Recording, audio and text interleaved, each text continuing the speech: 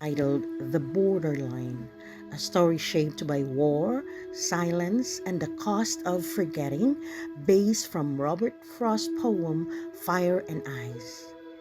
A girl stood at the edge of the ruined bridge where her country once touched another. On one side, the city burned. Missiles had turned homes into ash and grief into rage. On the other, silence reigned. Borders closed, screens turned off, and the world watched with cold detachment. She had fled the fire of her country, where every breath was a gamble and every sunrise a miracle. Her brother had died in the rubble of a hospital.